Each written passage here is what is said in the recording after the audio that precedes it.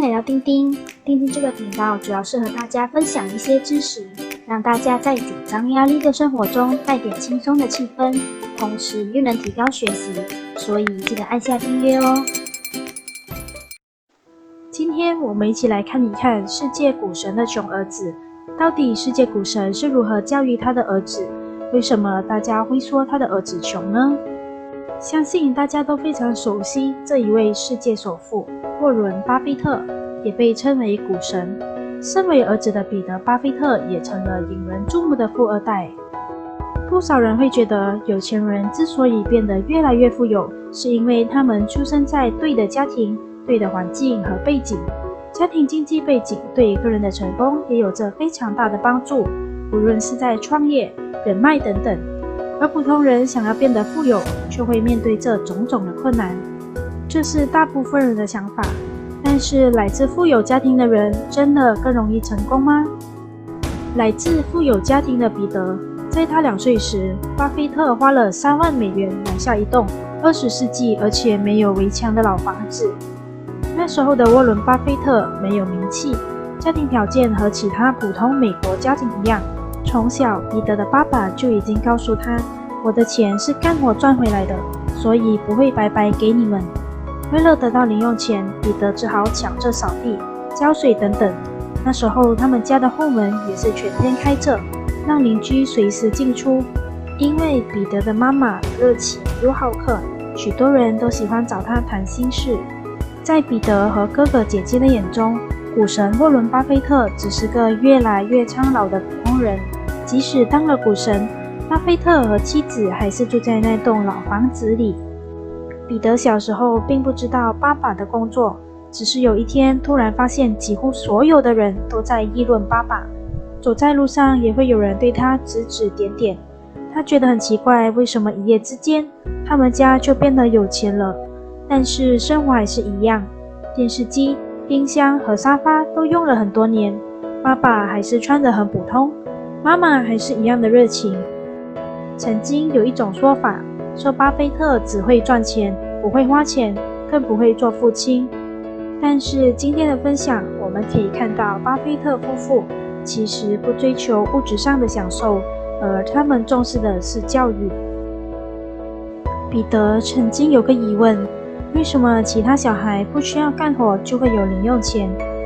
在彼得17岁时，他得到了华盛顿邮报发行人的推荐信，进入了著名的史丹福大学。在一次谈话中，他曾经跟爸爸说，就因为自己是巴菲特的儿子，所以别人会质疑他。巴菲特却只回答了一句，为什么不用自己的努力和成绩证明自己呢？这一句话深深地影响了彼得，于是他便埋头苦读，只用了短短1年半的时间，就将20门课程全部修完。但是彼得一点都不快乐，他想要退学，又担心会让巴菲特丢脸。没想到巴菲特的回应让彼得感到非常的意外。原来巴菲特一直都希望彼得和他一样成为投资家，但其实巴菲特知道彼得一直都很喜欢音乐。后来他还告诉彼得，在彼得7岁时，曾经把一首欢乐的歌曲弹成了哀乐，而这表示了如果不是他当时心情糟糕，就是具备了非凡的音乐天分。之后彼得便退学，一心投入音乐创作，但是他1分钱也没有。他知道爸爸不会再给他1分钱的生活费，还说爸爸是个吝啬鬼。于是他便在报纸上打广告，提供录音服务，每小时35美元，赚来的钱只能勉强过日子。终于他等到了一次的机会，为新成立的有线电视频道做10秒的广告。很快的，那一个电视频道也因此而走红，也成为了目前著名的 MTV 音乐频道。从那一次之后，彼得就靠作曲为生。他还得意地告诉爸爸，无论是扩大音乐室、租房子、结婚，都是用自己赚回来的钱。而巴菲特只是微笑的点头。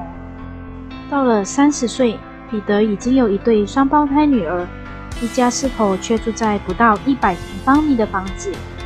为了想让妻子和孩子生活好一些，他第一次开口跟爸爸借钱。巴菲特却觉得金钱会让他们纯洁的父子关系变复杂，所以彼得应该像其他的美国人一样，凭自己的实力贷款买房子。彼得告诉自己，这是最后一次向爸爸借钱，然后一气之下贷款买了一套大房子。由于无法负担，之后又将大房子卖掉，换了小公寓。他突然明白，爸爸其实是想让他自己经历和懂得生活。他爱的不是金钱，是信任。彼得想做一场巡回演出，需要一大笔钱。巴菲特让彼得自己去筹98%的钱，剩下的18%才借给他。彼得找了很多机构和朋友，他们都非常奇怪，为什么股神的儿子会没钱？就算没钱，为什么不跟巴菲特要？彼得只好厚着脸皮对他们说，其实巴菲特除了大方做慈善，从来不会那么容易给别人1美分。从这里我们可以看得出，即使是生在富有的家庭，也未必一帆风顺。就算彼得是亿万富翁的儿子，靠着巴菲特的姓氏是借不到钱的，因为没有人相信他也需要开口和别人借钱。之后，彼得也出了几张自己的专辑，获得美国电视界最高荣誉艾美奖。靠着自己的努力，为妻子和女儿买了别墅，也有了专业的音乐工作室。大家都很惊讶，彼得竟然没有继承巴菲特，还成了音乐界的沃伦·巴菲特。在2006年，沃伦·巴菲特宣布将大部分的财产，高达370亿美元，捐给某基金会。彼得真诚地对爸爸说，他为爸爸感到骄傲。而从来不表扬彼得，也没有时间关注彼得音乐的巴菲特也说，儿子，我也为你骄傲。